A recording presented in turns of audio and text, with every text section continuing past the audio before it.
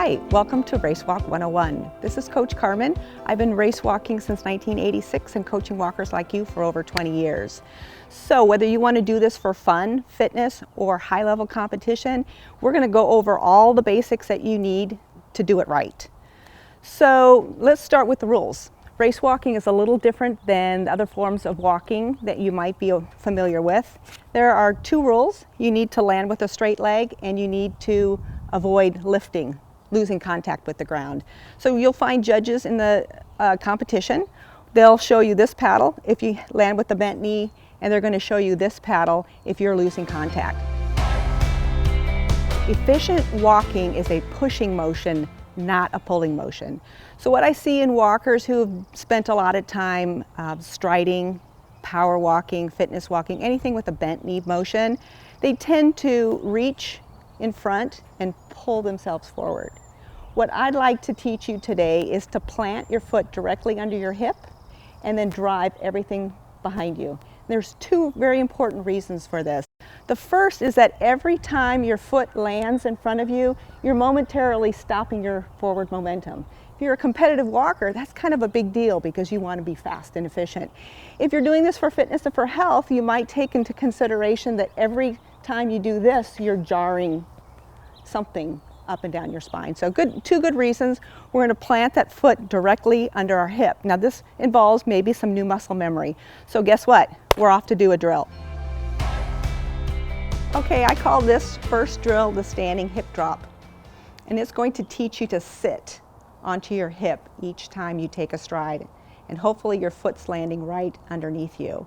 We're going to do it in front of a mirror because mirrors provide instant feedback. It's going to help you correct and maybe learn that muscle memory quicker. So you can do this inside your house if you have a full-length mirror, or you can just find something outside like I did. It's a big window with some reflection. So I'm going to turn around and I'm going to stand with my feet hip-width apart, and I'm going to sit on one hip and then sit on the other hip. Just shift back and forth, and I want to see my quadricep tighten, the knees straighten each time. So when I do this, I'm feeling my hip engage each time. My butt muscle, that's what's going to power you forward. And I'm landing with my weight back on my heels. So if you're doing this correctly, your toes might actually come up off the ground, but never your heels. If your heels are coming up, that means you're not sitting back on your heels. We want to be weighted on the back. Since we're landing heel toe, we're going to heel toe roll through. So if you have a little bit of lateral motion, don't worry about that yet. We'll take that away later. But I just want you to think about feeling that landing hip and then the other hip. If you need to put your hands on your waist to feel it, that's okay too. So when you get the hang of this, it starts feeling like it's working, you can take baby steps.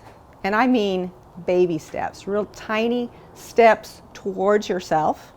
And again, you want to be landing on your heel, lifting your toe slightly, but mostly landing on the heel, learning to drop with the hip. And then back it up, and then do it again. Again, the mirror, the reflective part, is going to give you that instant feedback to see if you're doing it correctly. Okay, so race walking requires a good balance of strength and flexibility. So this is why I love this exercise. It's called the seated foot flex. And you're going to start by sitting up against a wall. You're going to scoot your hips as far back as you can, arch your low back, squeeze your shoulder blades, and then simply draw your toes back towards you. You'll see your quads are going to engage concentrically, which is the way they contract in race walking. You're also concentrically contracting those shin muscles. At the same time, you're stretching your hamstrings and your calves and maybe the backs of your knees. It's very important though when you do this one that you're sitting up tall. If you start to slouch, start to slump, you're going to think you're doing it right, but you're not actually getting the stretch. So arch that low back, squeeze the shoulder blades, draw those toes back to you. You're not lifting this way, but you're just flexing them. You want to hold for 1 minute to 3 minutes. If this is hard, you can do this on your back. You simply roll over and flip up your feet on the wall. In this position, leave your hips away from the wall because your hamstrings are going to be too tight. The point on this one is to simply start at whatever starting point you're at. And again, you're going to have your feet hip width apart, toes facing forward. Squeeze your quadriceps. You want those knees to be straight. If they're not straight, you're going to need to scoot away from the wall a little bit. If you find this is easy, you can scoot in closer, but you want to make sure that your hips are touching the floor. So if your hamstrings are tight and you're getting all the way up, but your hips are up here, again, you want to scoot away from the wall. And in this position, it's really easy to see your feet. So check that they're facing forward, not splaying out, or not rolling in or out on that transverse plane. So you want to hold this for, again, 1 minute to 3 minutes. When you do this, don't turn your palms down because that rolls your shoulders forward, but let's practice rolling our shoulders open by having palms up, or you can have your arms up here. Okay, this is the hip drop drill. We've just finished doing a static exercise that teaches our muscles to engage and to stretch, but now we're going to teach them how to work and play together. I really like this hip drop drill because it uses the muscles that we use in the same way that we use them in race walking. So you're going to find a set of stairs and you want to put your left foot on the edge of the step with your right foot hanging off. The next thing you're going to do is you're going to draw that right foot up. We're flexing it. You should draw it up high enough to where this quad stays tight, and your supporting leg is also going to stay straight. Now we're going to just lift the hip as high as you can and as low as you can. We're getting some range of motion in our hip. Go high and low, high and low. We're going to do about 10 to 20 of these. So you should feel that hip go high and low. One of the mistakes that people make when they first try this one is they bend the supporting leg, the knee of the supporting leg. So we don't want to do that. Keep them both straight. The other thing I see is this foot starts to go limp after a while. So keep that straight up, lift high and low. And don't forget to do the other side. So we'll come around. Right foot is on the edge of the step. Left toe is high, both knees are squeezed. We're just using that hip now to move up and down. And one important thing to watch out for when you do this is if you have one hip that's working better than the other, you might want to do the tighter hip again. So let's say my first hip was tighter. I'm going to come back and I'm going to repeat that one because you want your hips to be even in their strength and flexibility. Okay, we're on to part 2, arms. And while the judges aren't going to be critiquing your arm form, I am. Because I know that how your arms move are directly going to affect how your legs move. So we're back in front of the mirror to go through all those parts. Okay, you want to stand again with your feet hip width apart.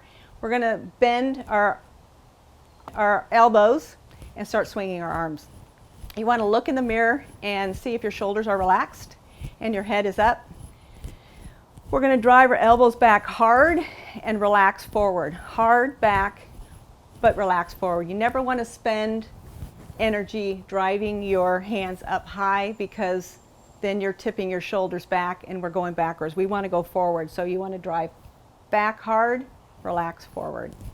Hands should be relaxed. Thumbs up, never knuckles up. So roll them out. You should swing through at the waistband. Notice how my hips are rotating. That's a good thing. If you're wearing a jacket, you should have a zipper down the middle. Watch that your arms are not crossing the midline. They should stop right about here, about bust height. Never out in front of you. So if they come up high, make sure they stay close to the body. Out here will throw you off balance. You want to avoid chewing or punching in front, and also no opening up and back. You want to keep that 90-degree bend. Fastest walkers can take 240 steps per minute. That's 4 per second. That looks like this.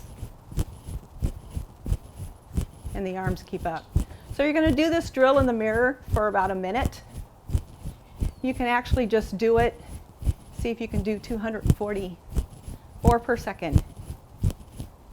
Now how high should your elbow go? Well, it depends on your range of motion. So you turn to the side, swing through at the waistband. You're looking at yourself now from the side view. So again, are you standing tall? Are your shoulders relaxed? How high are your hands coming in front? Don't be out in front like this, but stand tall. Drive those elbows back as high as you can. If when you lift your elbow, your shoulders are rounding, then you're lifting too high. So just lift them as high as you can in your range of motion, and then look the other side. Of course, we want to be the same in both directions. So you're going to check for that. And then you're ready to go. So we've learned to land with our foot under our hip, and we've learned to use our arms in a powerful way, but now we want to lengthen our stride behind us, and we do that by using our entire foot. So most people just land with a flat foot and they propel off, but what we like to do is to land on our heel, roll all the way over to the tip of your toe. And if you can do that, you'll drive your stride behind you and get the longest stride possible for your leg length. So what does that look like? I'll show you. So if you're walking and landing flat-footed and sort of vaulting off your foot, you might get a pretty good stride, but look what happens when I roll all the way off the tip of my toe. See how my stride has extended? Okay, so if you're doing this part right, then somebody standing behind you will see the whole underside of your shoe. And they might tell you you look like you're running, and that'd be a good thing. So let's see what that looks like.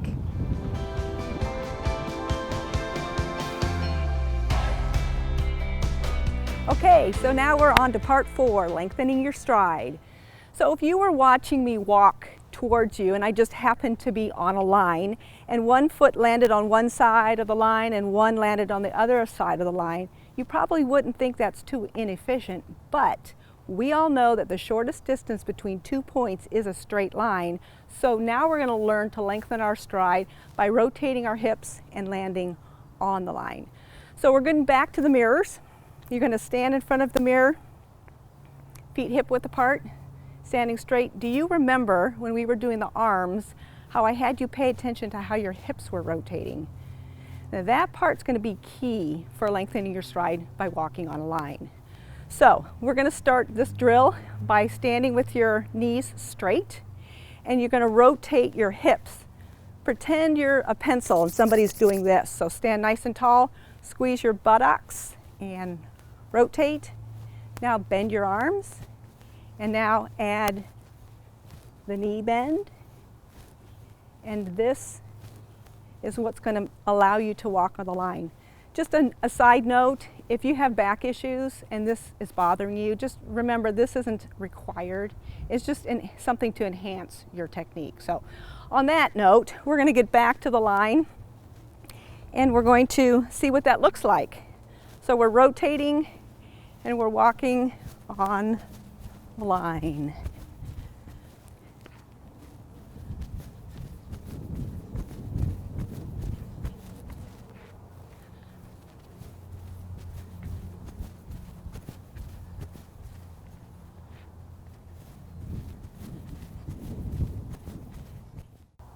Okay, I've given you a lot of information, so how do we make it all come together? You simply practice, practice, practice. Do your drills, get to the track, practice each of the specific components individually, don't try to lump them all together, and give yourself some time. Some people can do it in a week, some people can do it in a month. Thank you for joining me for Racewalk 101. If you have further questions, would like to sign up for an upcoming workshop, or you just want some awesome walking shoes, see my website at reshod.com.